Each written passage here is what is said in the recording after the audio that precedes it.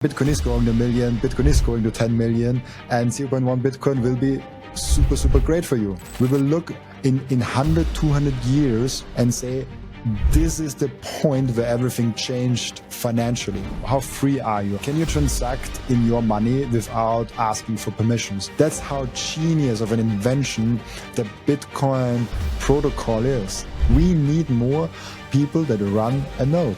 We need 1 million nodes, 2 million nodes, 4 million nodes. If you have 5 Bitcoin, get to 10. If you have 500 Bitcoin, maybe you can relax, but get to 1,000 Bitcoin. Society after Bitcoin will never be the same. All price prediction of like what will be 1 Bitcoin worth one day will be true. It's just a matter of when. Today, I'm excited to welcome Robin Seyr back to the podcast. Robin is an Austrian Bitcoiner and host of the only daily Bitcoin podcast, showing us how proof of work is really done. Robin won't shut up about Bitcoin until it's money for everyone. Guten Tag, Robin. Guten Tag. I was surprised you know German. I think I wrote you on some messaging app something in German unexpectedly, and you're like, "Oh, I understand that." I was like, "Wow! Like, how do you know German?" But great to be back on the show. It's been a pleasure, and you are one of the first shows that had me on now, second time. So I'm really honored, and thank you so much for having me on. Well, you inspired me to start my show, and I'm really grateful for that. I have been told that I inspired Stacy to start the Bitcoin Nova, Dr. Satoshi, Nurse Hoddle, the Great Reassessment, all started partly because I inspired them, and then also Brun Bitty to start a space on X. So it's funny how we get inspired and then many other people pass the message on. So I just love that. And I wanted to ask you first why you quit your job and went all in on Bitcoin. And by the way, Stacy is great. Dr. Satoshi is also great. And Nurse Hoddle, I think I've been I had all 3 of them on, or was on their show with different people, different things. So they're all great people. Only the last one I hadn't heard about. And this is the great thing about Bitcoin. And before I get into the story of why I'm doing this full time, I just want to get this thing out of the way. There are 3 main pillars of Bitcoin, what you actually get when you have Bitcoin. And that's something I'm really passionate about. And we just talked about the last pillar, and what we're doing with Microseed is kind of the second pillar. And the first pillar just starts with like, if you have Bitcoin, you will be wealthy. Like if you hold on to your Bitcoin and you hold whatever amount of Bitcoin, 0.1, 0.01, whatever the amount of Bitcoin you will have, if you have UTXOs in 2025, you will be wealthy in 2035. Almost in every country, almost every situation. People have different definitions of wealthy, but in my definition of wealthy, you will be a very wealthy individual. Then we have the second pillar of Bitcoin. This is kind of the freedom aspect of how free are you? How can you transact in your money without asking for permissions? And this is a weird thing that we have to declare that, because if I work for a financial energy, I get purchasing power. Why do I have to ask a third party, who do I give it to? Like this should be only my decision. Like, why is there even a third party involved in that decision? So this is the main thing with the second one. And you have to run your own node. You have to take self-custody, all of those things, in order to actually take advantage of the second pillar. And then the third pillar, and that's why I bring it up, because this is the pillar that most people overlook, and only a few actually are doing that, is being in the community. And not everyone has to run their own podcast or has to write a book or has to create content, even though I deeply encourage everyone to do that because it's extremely rewarding. Outside of the monetary aspect, I created content 1.5 years completely for free. Haven't earned a single euro 1.5 years from that. I mean, if you start from the very start, it was even 4 years, but from the actual start where I took it serious, it was 1.5 years. And it is so rewarding because of the community, of the mindset, of the proof of work, of the energy that you get from there. Being someone that sits and listens to a podcast and gets the learning is already amazing. You are ahead of 99.9% of the people here. But if you want to go a step forward and you have exposure to Bitcoin, you have exposure in self-custody in Bitcoin, you run your own node, you are in the very, very small percentage of people that do a great job. If you want to take it a little bit further, go ahead and join a local meetup. That was my first step. My first step was not a podcast. My first step was going to a local meetup and meeting people and asking them, oh, what is up with Bitcoin? Or how are you looking at that? And all of those things. I think local meetups in your local town are extremely underrated. You meet like-minded people that live in the same city as you, and you can talk with them. It's amazing. And beyond that, you can then also go ahead and maybe tweet about it, maybe write some articles, maybe write a long article, maybe even start some video format, start a TikTok, start a YouTube channel, whatever you want to do with content creation is totally up to you. And you don't have to dox yourself. Like you can be totally anonymous, because people always say like, oh, I want my privacy. Yeah, then don't tell people your name and don't show them the face. Like you're private at that point. So this is my three main pillars of Bitcoin. The first is just like the wealth aspect. Most people are interested in it because it's the top of the funnel. And you also said in the beginning, you are not as focused on price. You're more focused on the freedom and sovereignty, which is amazing and which we should be. But there's an underrated value in the price aspect, because this is what gets people hooked. This is where we get people to actually pay attention to Bitcoin. If we only talk about, core versus knots and what is the best metal stamping device and like all those things, nobody that has no Bitcoin will click on those videos.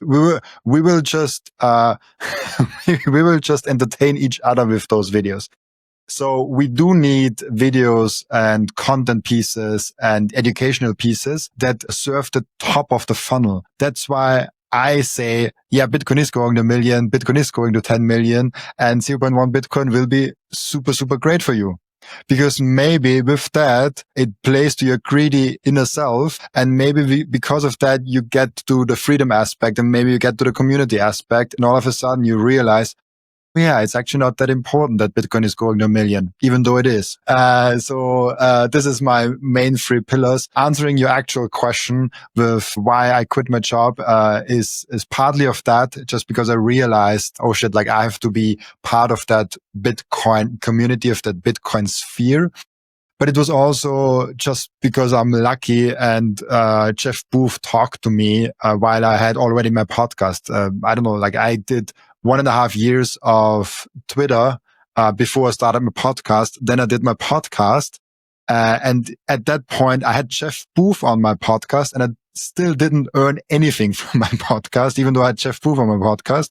And he just said something at the end of the show, because the previous guest asked the question, okay, what do you recommend to young people, something like that. And he said, if you're a young person right now and you understand the value proposition of Bitcoin, like why are you still spending your actual personal energy in the fiat world and not in the Bitcoin world? Why are you not going to the Bitcoin world? Why are you not going to be the next founder of the great Bitcoin startup, the next big podcaster, moderator, whatever in Bitcoin? And this hit really home with me. And then I had afterwards a long walk, actually. This was already planned with my dog. The dog always wanted to have a walk after the podcast episode. And I just thought about it. Why am I still, like, I'm 25 years old. I have nothing to lose. Like I don't have kids or a wife that I have to take care of or anything like that.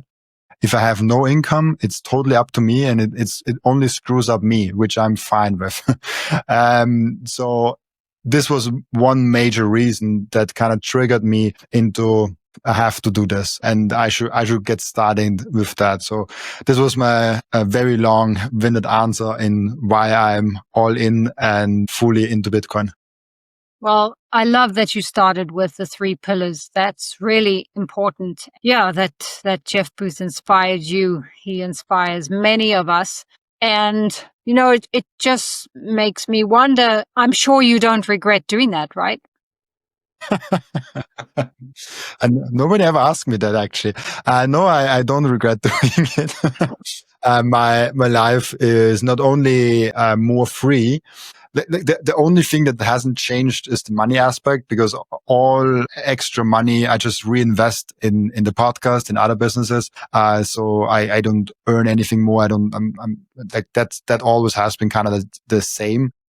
But what has changed is the freedom aspect, that I can now, and this obviously, this is not just Bitcoin. This is just the normal step from being an employed person, from doing self-employment, and then going slowly into entrepreneurship. So this has been a major development, and this might just be a whole nother podcast, talking about the different stages of being an employed person and then going through that mindset shift of all of a sudden you're working for yourself and you're creating a job for yourself. And then the next step for me was like, I'm creating jobs for other people, because now I have three other people working on the podcast. And with Microseed, we have a whole different venture now where we are three people that work on a whole different thing.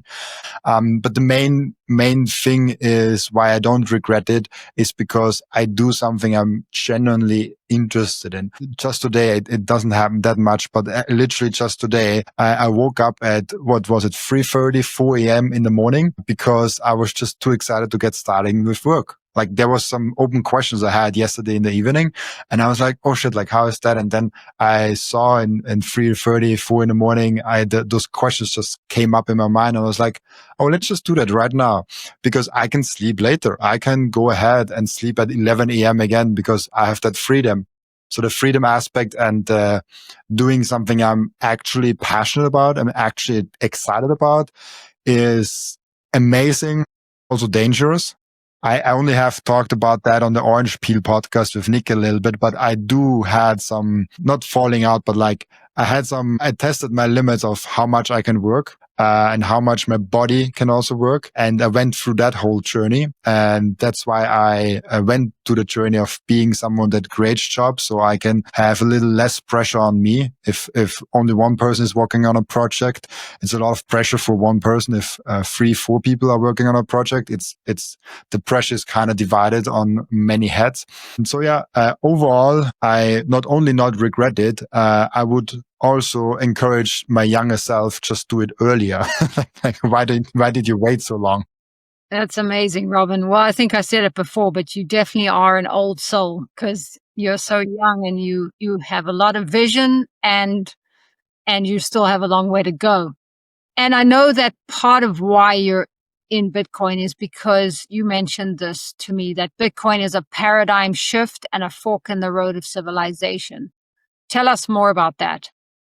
Yeah, this is something I realized with the podcast. It's a lot of people ask, okay, what is Bitcoin? And I started explaining Bitcoin in that way because it makes you understand how big this whole shift could be. If you tell someone, if my uncle comes here and says like, oh, like, why should I care about Bitcoin? I could say, yeah, because it goes up a lot.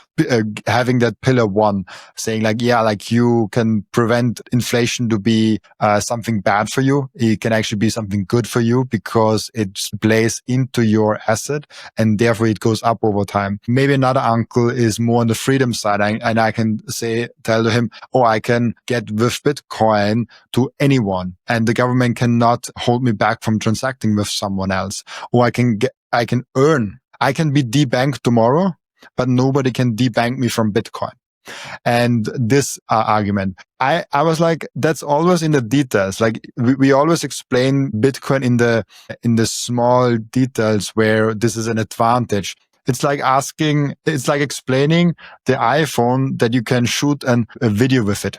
Like, that's not the iPhone. Yes, you can shoot a video with it, but that's the foundational invention of the iPhone, how it changed all our lives. And we first walked around like that, and now we're walking around like that. Like, it changed something foundational in human civilization. And there are many different foundational inventions, I call them. And the iPhone, by the way, is not such a thing. It's a product and not a foundational invention.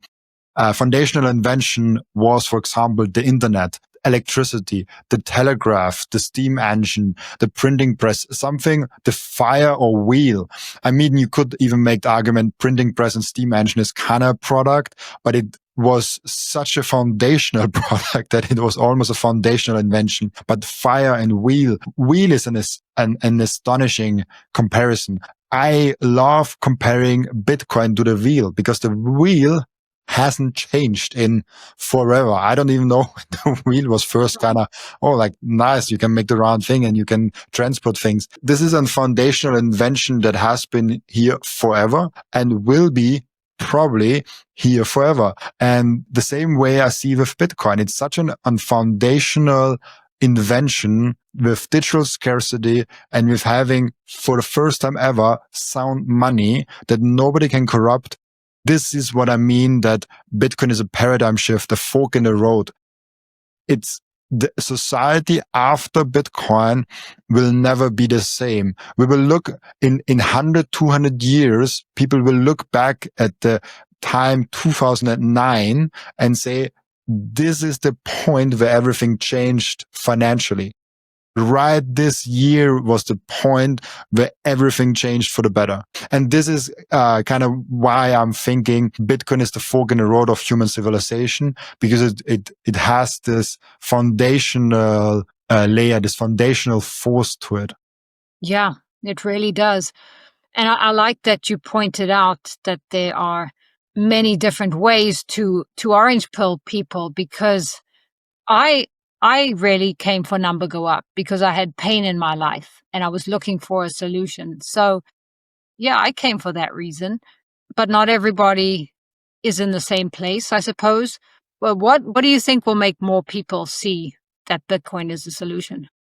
I think Saylor puts it so amazing when he says people will get Bitcoin when they have a need to know about it. And the pain that you described on the pillar 1 again with the wealth, many people have that on the pillar 2.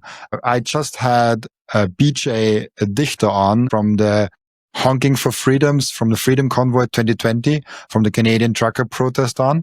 And this kind of showed me that there are people that are actually affected by the monetary policies of the central bank, of the governments, of whoever, and they are affected by their policies. And that's why they are like searching for an alternative. If you're getting debanked, if a transaction that you did to an organization that you wanted to help is all of a sudden seized by the government, you're like, how can we prevent that? Yeah, it's Bitcoin and nothing else. Like in the digital world, there's only Bitcoin. Yes, you can have a small gold coin and give it to a person that also does the trick, but it's physical and it's like kind of hard to cover up and stuff like that.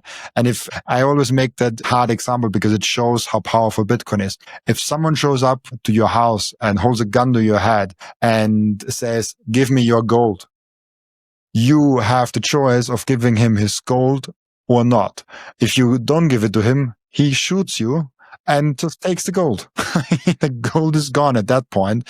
And with Bitcoin, you have the choice of having it for yourself without having it to bury it somewhere with a treasure map. Like, of course, you can also do that with gold and have a treasure map and dig it somewhere in like, you can hide gold. I'm not into that game, and probably most people won't ever do that. But I give you that. You can also have a treasure map and like hide it somewhere and like not tell anyone. But with Bitcoin, you can do that in a very simple way. You can do even time delays where you cannot even spend it. They can come home to your home. They can put a gun to your head, and not even if you wanted to, you could spend the Bitcoin. That's how genius of an invention the Bitcoin protocol is. And I say it more and more often. The reason why people don't see Bitcoin is there are 3 reasons for me. There is the reason that someone doesn't have the need to know. So they are living without pain in the financial sense. And that's okay. Like they don't need to know about Bitcoin right now. And those are not the people that I'm very passionate about orange pilling, because they will get it. If they don't have any financial pain, they're in a very good place right now. they will get it anyways at some point. Then there are those people that do have a financial pain. And those I'm very passionate about it because they really need it. And even those who have a need to know sometimes don't really know about Bitcoin. They know about it, but they don't really know about Bitcoin. And those are the really hard ones and the heartbreaking ones also sometimes, because you can see how they need it. You can see how they would benefit from it.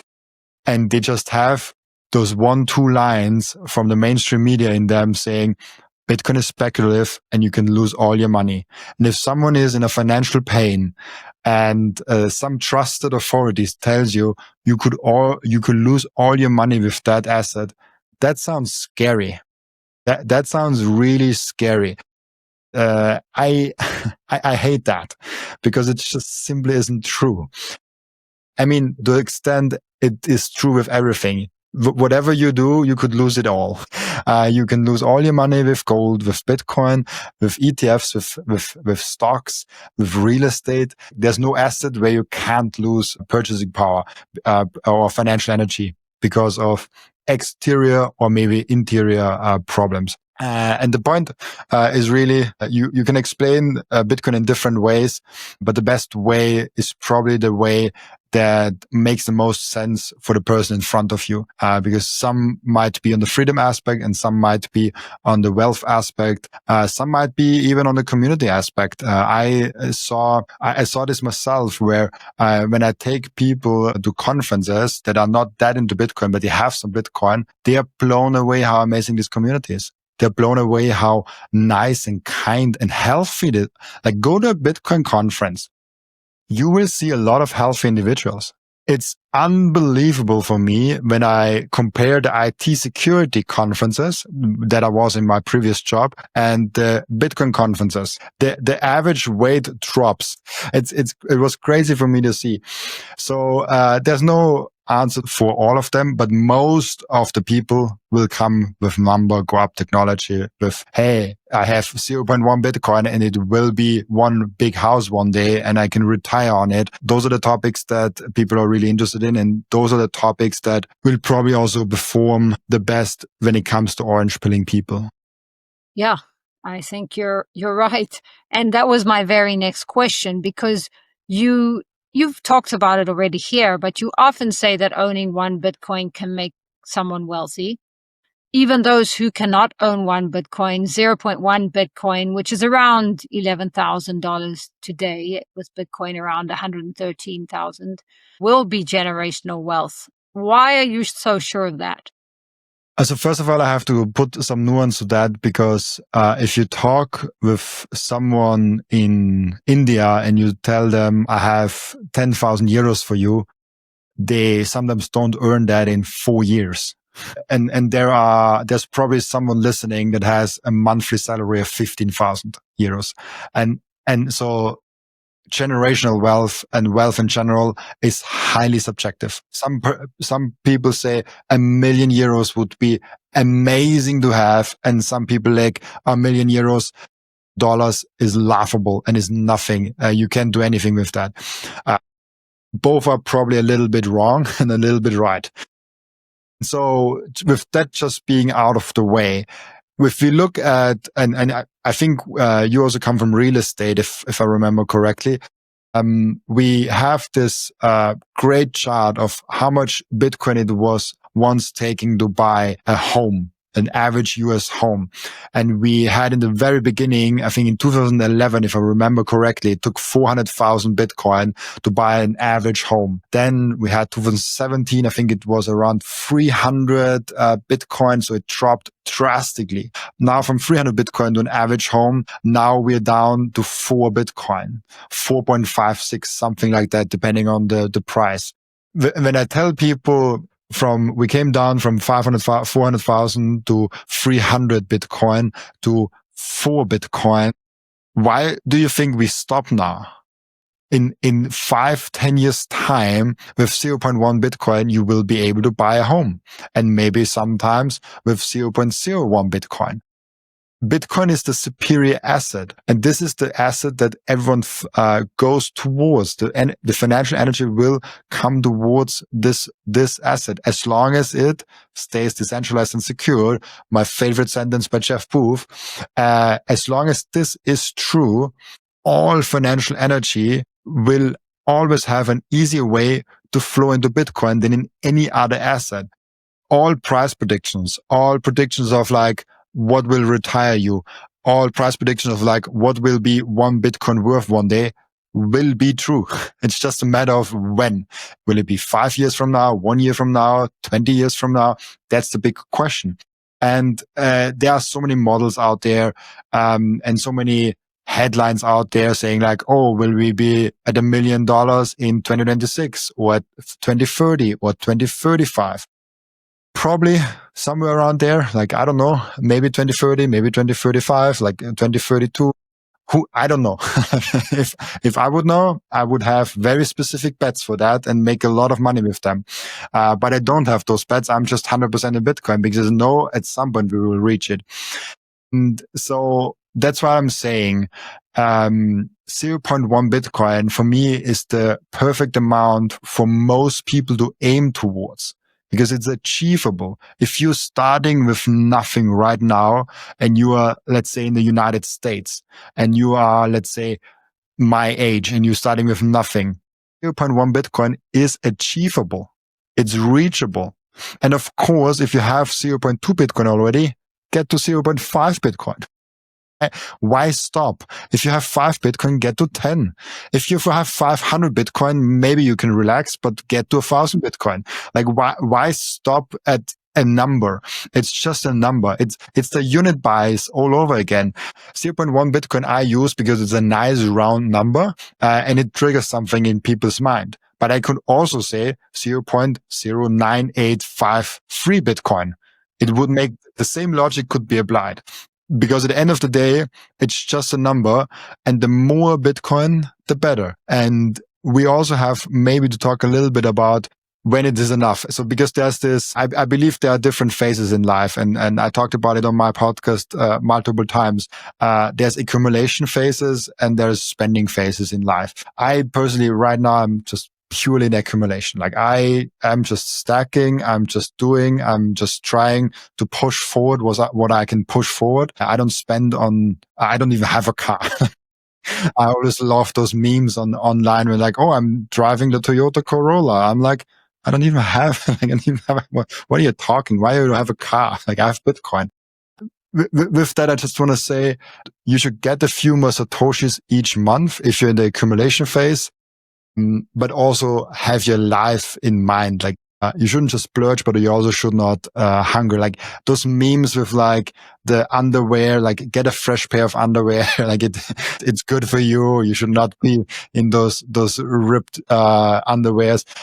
Maybe it's good for you to have 1 or 2 chairs in your apartment. Sometimes it's good to sit down, like we are sitting down right now. The extremes are usually wrong, and the middle ground is usually right. And this is coming from someone that's 100% in Bitcoin. Yeah, that's a good point. Find the balance between, and depending on where you are in life, exactly.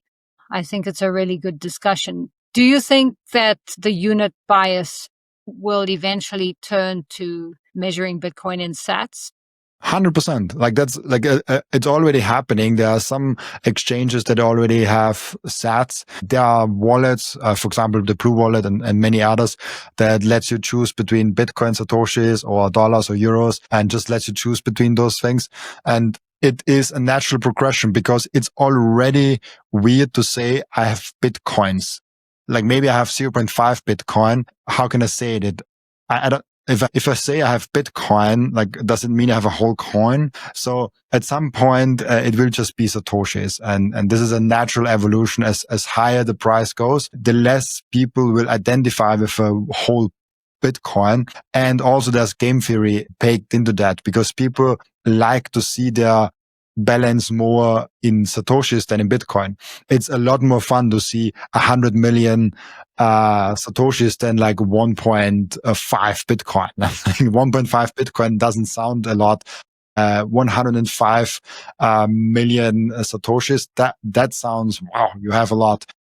It will naturally occur and will naturally come there, but it probably will take 1 or 2 more cycles for the price to go over 1 million. At some point, people just won't associate themselves with Bitcoin and more with satoshis. Bitcoin will always be the main brand, but I think in the general language, satoshis will also come in. And also, I think satoshis will come in more and more when we shift more and more from store of value to medium of exchange. When people start paying with Bitcoin, satoshis will become way more used, because if you just have a Bitcoin balance and save in that, you don't need, like, the unit of account that you're using in that point is not that important. But if you are spending Bitcoin every day, smaller and bigger amounts, the unit that you're using in your natural language is all of a sudden very important. And saying to someone, yes, I can pay you 0.000589 Bitcoin is probably not the best way to say it. Better way to say it is like, oh, I'll pay you 10,583 satoshis. Like that's just comes way more natural. Well, satoshis will naturally come. We don't have to force a rebranding. It will naturally come as we go down the medium of exchange side of things, unit of account side of things. You see that medium of exchange as a natural progression, even though we in the Western world, a lot of people are still hodling, saying never sell your Bitcoin. But we know in other parts of the world, there's circular economies and they are using it as a medium of exchange. I already use it as a medium of exchange, earn most of my money in Bitcoin directly.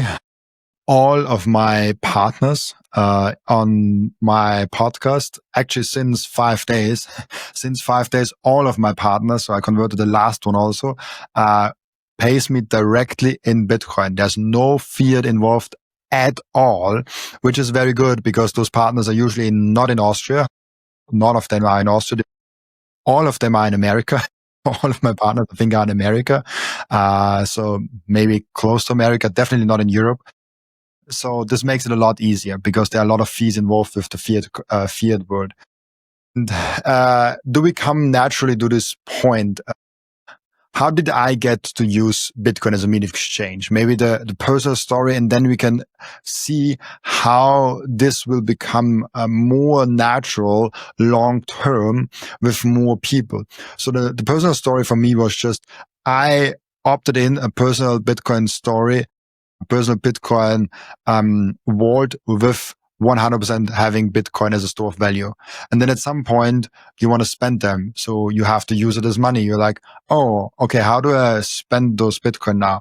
And then you start being in the community, in the third pillar. All of a sudden you have a community meetup where there is a burger that you can buy with satoshis over the Lightning Network. And you're like, that's amazing. How do I do that? And all of a sudden you're spending Bitcoin. And then maybe you are working in Bitcoin and all of a sudden you're earning in Bitcoin. And then you're like, wow, okay, I'm earning now, I'm spending now, I'm saving now. I guess I use Bitcoin as money. This is the same thing as for the satoshis. We don't have to force. I see a lot of people that want to force this medium of exchange things into Bitcoin. We don't have to do it. It's great if you want to force it. It's great if you ask every restaurant, hey, can I pay with Bitcoin here? I usually don't do that because I don't have the endurance for that. But if you do that, that's great. But we don't have to do that because it's a natural progression. Bitcoin is a medium of exchange and it will naturally occur as a great medium of exchange, as it also will occur as the best unit of account. It's the biggest constant in the world. It's the only constant in the world, I would argue, that is always the same. 1 Bitcoin always equals exactly this 1 Bitcoin, and nobody can mess with the 21 million supply cap. Nobody can mess with this consensus change. We already see this right now, and most people probably won't even heard about that. How difficult it is between core and nodes, not a consensus change, but a policy change to force and to do. People are split. There are respected people that I love on both sides. And I myself, I'm not fully on either side. I'm like, okay, there are valid points on both sides. And this is really hard. So if anyone comes and say, 21 million cap that can be lifted, no, it can't. You can lift it. You can run a Bitcoin node. You can do and use your own Bitcoin, but this is no longer Bitcoin. It's an alternative coin. Then it's the same thing as Litecoin, Bitcoin Cash, and all the other things that are just not successful. And this is the very important point to always remember. Bitcoin has consensus rules, and those consensus rules won't be changed, like the block size, like the cap, and all of those things. Long story short, I think, what was the question actually in the beginning? I've completely forgot your initial question. Well, I think it was about the medium of exchange. Oh, yes. Yeah. Long story short, I do think Bitcoin will stay decentralized and secure, and it will be a natural evolution to be a medium of exchange long term. Yeah, that makes a lot of sense. We all know that early adopters are going to do quite well. Do you think this will create animosity with later adopters? Yeah, a little bit. So it naturally does. And we already see that right now. We see that people already are now envy of early Bitcoiners. That say like, oh, how is it fair that I have to pay for Bitcoin at 100,000 and you got in at $1,000? Like, how is that fair? How is it fair that someone, because he heard it on some forum or he heard it on some email list or he heard it on some social media thing early on, gets to have a lot more wealth in the new financial era than I, just because I came later in the game? Or how is it fair because I was later born and I couldn't even afford it because I had no money? All those debates and things will occur. These questions will occur. But guess what? Life is not fair. Life was and will never be fully fair. There will always be inequalities in human life, in Earth. And Bitcoin is the fairest system that we have because it requires actual proof of work to be in that system. And with many other systems, if you have a lot of it, you can actually gain more of it. So this is something I'm very passionate about and was early tweets when I did it before even had starting the podcast, was very passionate about that, where when you have a fiat system, if you have a lot of fiat, it's easy to make more fiat, which is very unfair. That's where we have this huge wealth gaps between people.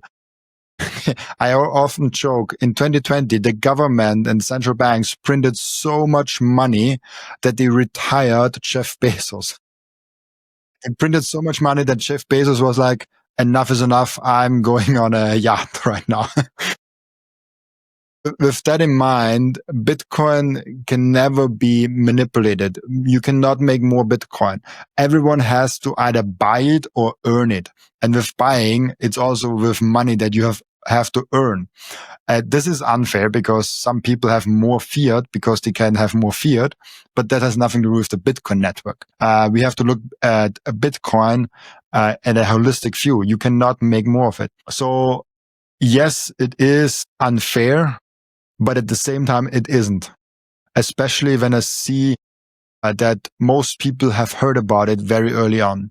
Bitcoin has been in the news, has been on different stages early on. CNBC, the first time they talked about the Bitcoin price was around 2010-11. Reported on it very, very early on. Not in the way that they do it now, but most people have heard about. And go through the story with most Bitcoiners. And I have interviewed now almost 600 Bitcoiners.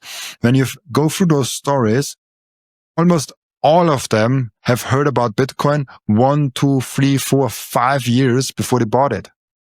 And this is true with a lot of people.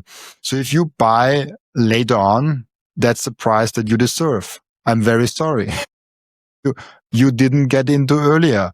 And there are maybe very heartbreaking stories why you didn't get into a Bitcoin or why you maybe lost Bitcoin. And this is also another thing. If you got into early Bitcoin, so let's say you got into 2011, most people that got in there either lost it, they sold it, or they just didn't take it seriously and kind of don't have it anymore because of any other reason. So this whole debate of like, oh, like there's those OG that manipulate Bitcoin and it's so unfair.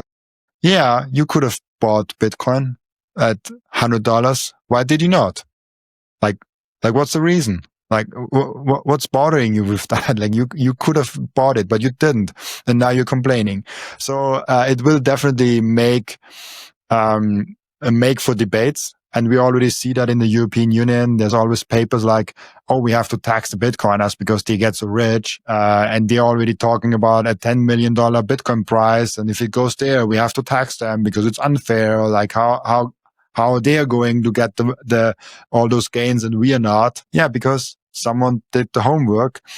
Someone killed his own ego, did his homework, and bought Bitcoin at a higher price than they first saw it. Everyone had to go through there, from Michael Saylor to everyone that is into Bitcoin. Everyone had seen Bitcoin at a lower price and could have gotten more.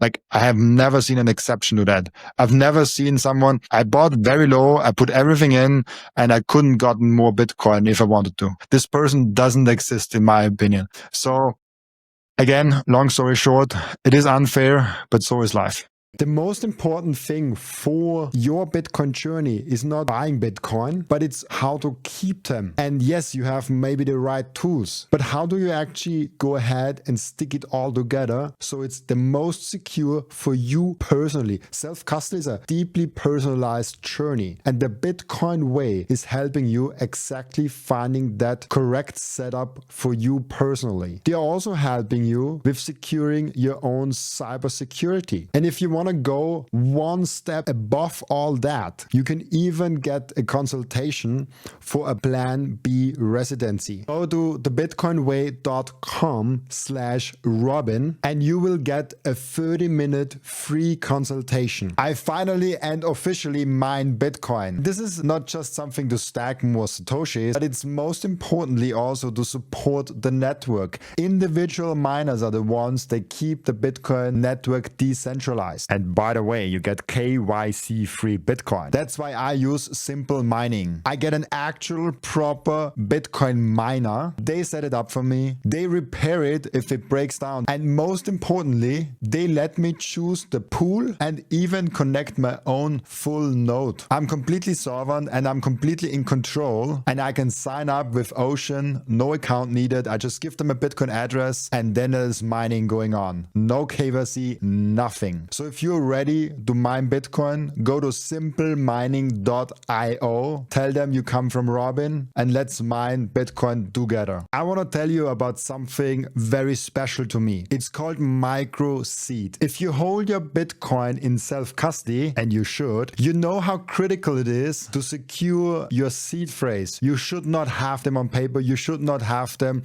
on anything else than titanium. With Microseed, you can engrave your 12 or 24 word seed phrase, the entire seed phrase, onto a 1-inch small washer. Yes, just one washer. All 24 words on that one washer. You can hide that thing everywhere. And even better, you don't need to buy a new kit every time you have to get a new wallet. You can make unlimited backups because Microseed is not selling the washer. Microseed is selling the device that stamps the washer. So you get the full kit with the device, with the washers, with the hammer, with everything you need to get started today, and you can make with that unlimited amount of backups. Go now to microseed.io. Again, that's microseed.io to get your last backup tool you ever need. You know, I think that's such a good point because yes, life isn't fair.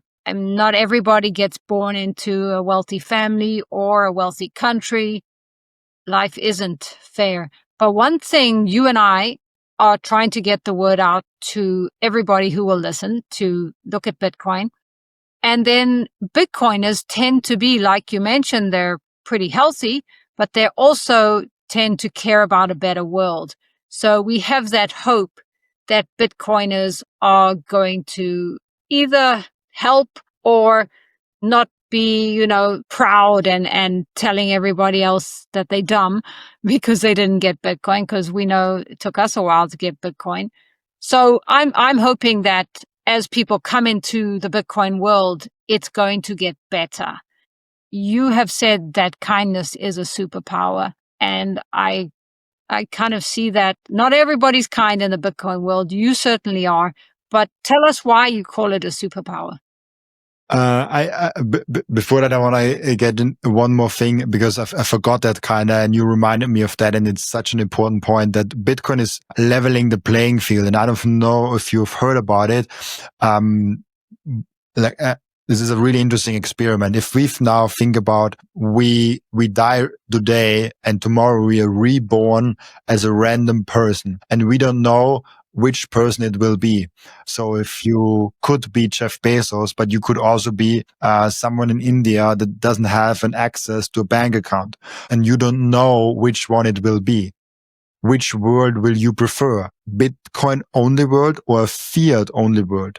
In the fiat only world, you could be Jeff Bezos and you could be fine. You could be very well off. Or you could be an Indian kid without a bank account, having a very hard time to climb up the ladder. It's not impossible also in a fiat world, but it's very hard. But you can also live in a Bitcoin world where everyone has access. There's no permission. There's no people in suits saying to you, you can't have a bank account. And this is the big thing with Bitcoin. When someone says, oh, it's unfair, how is it unfair if it levels the playing field? If this is a new system that from an ethical standpoint, objectively, in my opinion, is better than the other system, this is the most fair, this is the fairest system that we can possibly create. And everyone says that it's unfair, just didn't do the homework and doesn't understand Bitcoin fully. And so I just wanted to get that out, because you reminded me of the playing field, and people have to make that thought experiment of, okay, what if I'm reborn as a random person? What system do I want? And it's a very easy choice in my opinion. And yeah, with that, I think it makes it very clear why it is such a powerful thing. Yeah, that is such a great point. Exactly. If you understand Bitcoin, you know why you'd rather be born in a Bitcoin world. So tell us why kindness is a superpower. Oh yeah, you are. I don't get to that. I'm dodging your questions today. I'm super sorry for that. Kindness. I've learned that a long time ago. A long time ago. I mean, I'm 26 years old. Nothing is a long time ago. But I've learned that since early in my life that if you're a person, and it's very hard to be kind. It's very hard to be the person that tries to be as kind as possible. You actually have a major advantage, because in a world where we have such big egos, do you remember, you probably have seen it, where Trump, JD Vance, and President Zelensky were in the room and they fight it. And you could make the argument when you just see a short clip of it, it was Trump's fault. Like Trump is like, oh, why did he talk like that? Then you zoom out and you see the full, a longer clip, and you're like, it's Zelensky's fault. Like, oh, like he did something wrong here. And then you zoom out further and you're like, oh, there was this one reporter that kind of tried to get them all going. And at the end of the day, you're like, nobody is really at fault here. There were just two big egos coming together that couldn't live together. And this is what I see a lot also with the block size war, with the Bitcoin Core versus Bitcoin Knots. There are very big egos on both sides that are very emotional and very aggressive on both sides. And so this opposite of kindness, this having a big ego and like being rude and being very arrogant, this is something that I see a lot, and it's very easy to fall into that. I have it all the time. Every day I catch myself that my ego gets hold of me, that my ego is like, oh shit.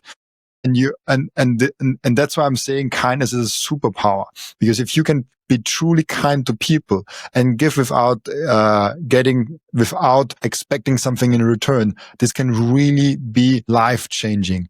But most people aren't that kind. For me, it is super, super, super, super hard to be that kind. And the ego takes hold of us. I say that with my strongest belief that this is probably my strongest belief outside of Bitcoin, where if you are an extremely kind person and you're doing the best you can, God will reward you. And this is coming from someone that is not that religious. Kindness is truly a superpower. Well, I'm sure you are being rewarded, Robin.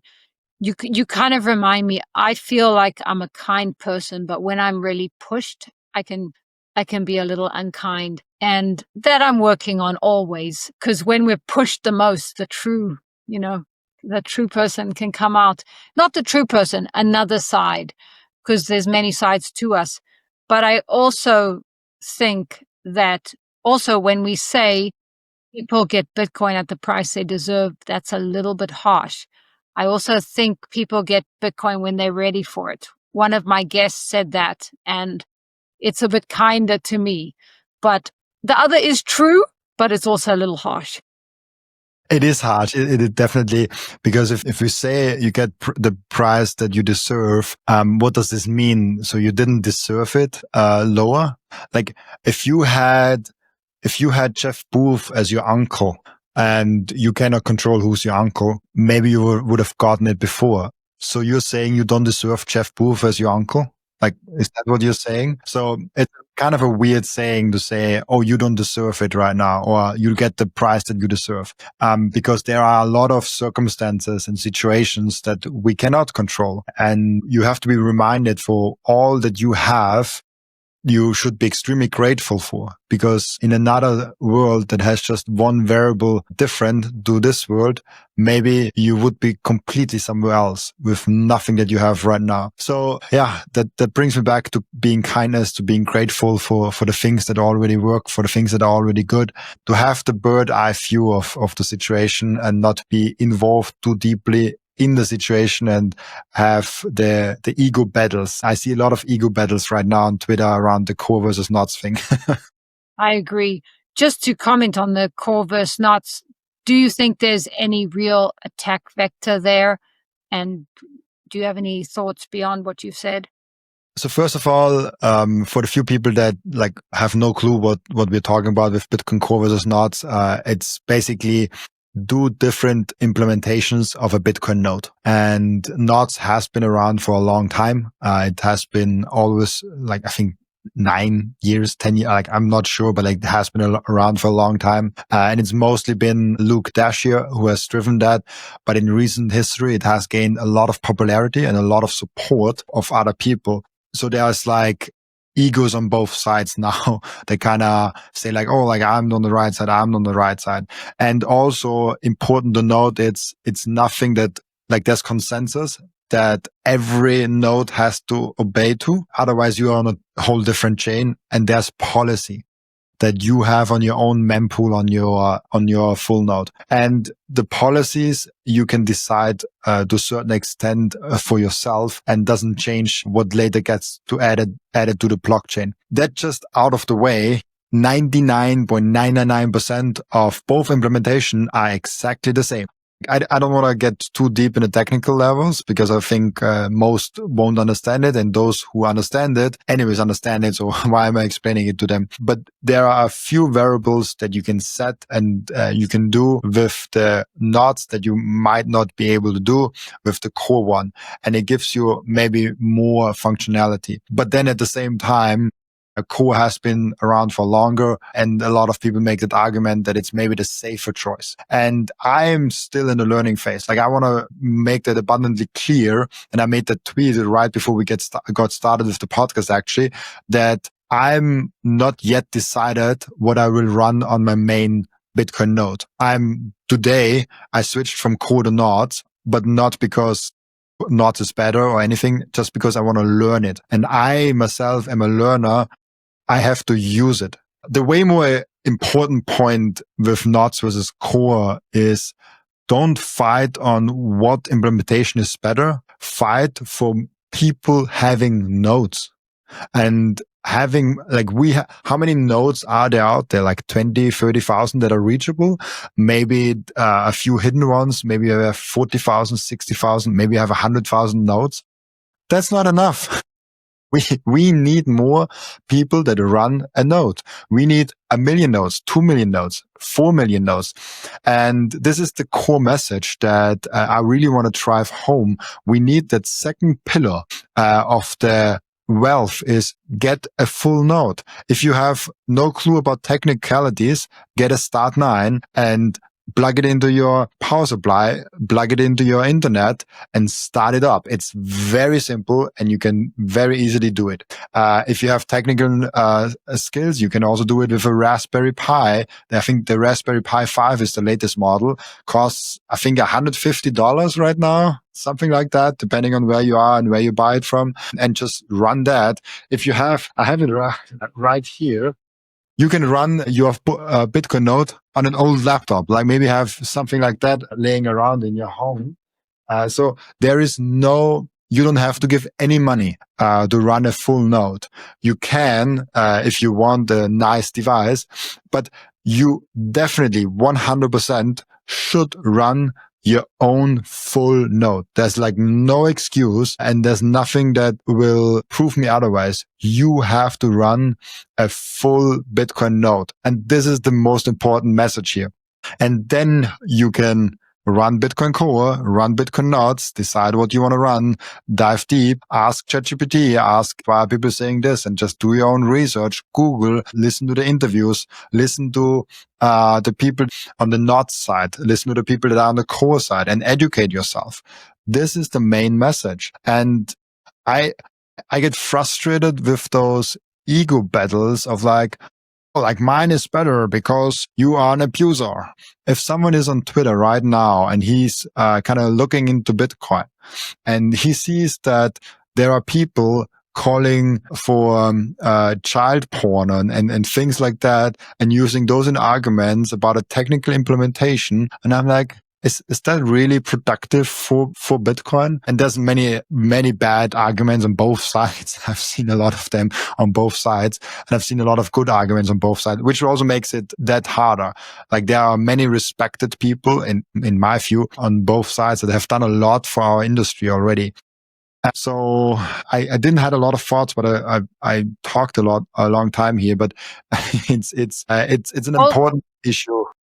It is an important issue. And I just want to get to your main message, because I think your main message is part of it. And you can correct me here, is get Bitcoin, go into self-custody, run a node. And then you also got involved with Microseed, which is a company that stores our seed phrase on metal. So tell me how that goes. Oh, yeah, I completely forgot. Like I'm very bad in promoting my stuff. I like talking about, and we talked about it before. I always talk about Bitcoin and running their own full nodes. And I forgot that I have a company that has stamping devices.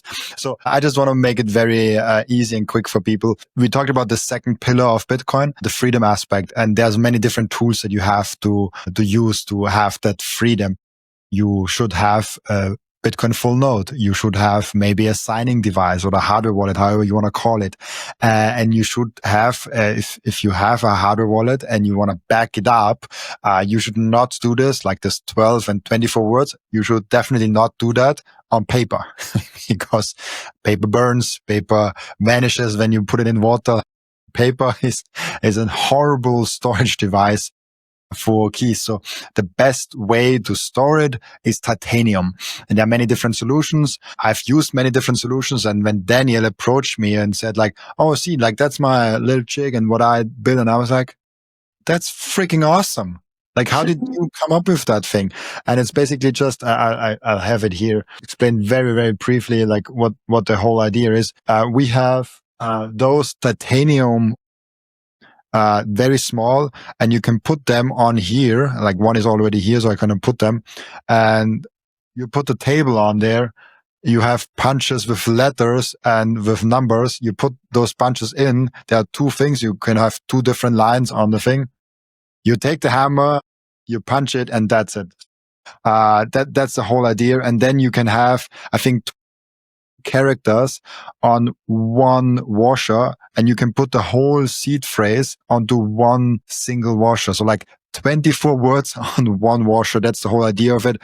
And I, I really am very big on that. And Daniel also kind of opened the eyes for me on that, is if you don't have a full node running, get that first.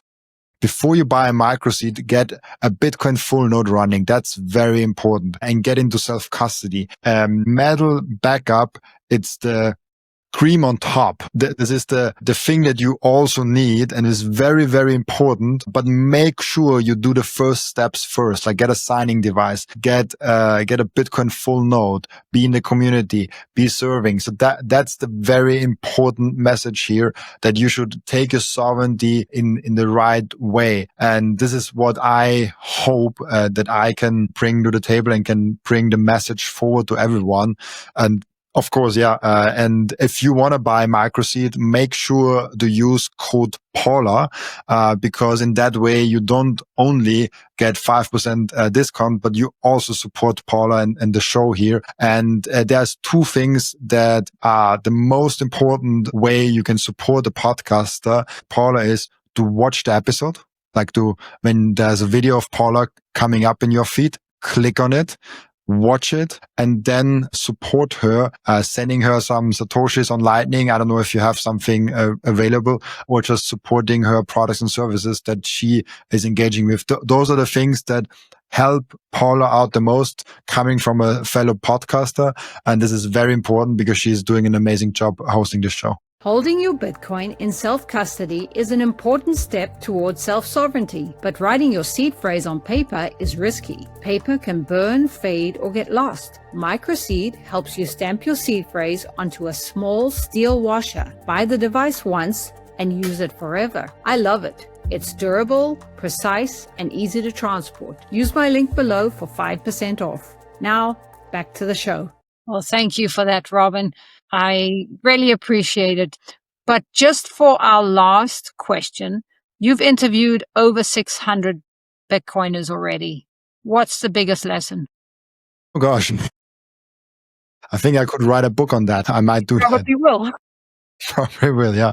The book that has been in writing since months, and the title is not even decided yet. I think the biggest thing I've learned is the first thing that I kind of said in the beginning, is that Bitcoin is a foundational invention, something that is coming once a decade, once a generation, once whatever the time frame is you're picking. It's so unique. And it might be the biggest foundational invention since the invention of the wheel. I can't think of something that will change our lives more than Bitcoin.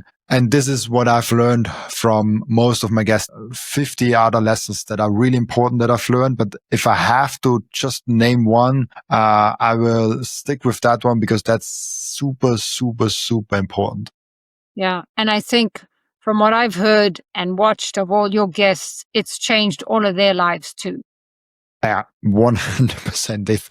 This is something I have the privilege of calling such great people because of my podcast, my friends, because they have come into my life with the podcast, and they have gone through the same story with Bitcoin, and now we've become friends. And that's why I said, go to those meetups, go to those conferences. You will make Bitcoin friends that you won't believe you can make. It's amazing. So, this is the third pillar that I also come towards. So those are the three pillars. And I think you can tell by how much time I'm spending on the second and third pillar of Bitcoin, how important those two things are. Even though I see, and I want to remind myself always, the first pillar is the one that gets people through the door, and the second and third is the one that keeps them. I love that. Thank you so much, Robin. Thank you so much for hosting me. And people, don't forget to push that episode out as much as possible. It really helps Paul out. Thank you. And I'll post links to your X and YouTube below. Oh, thank you so much.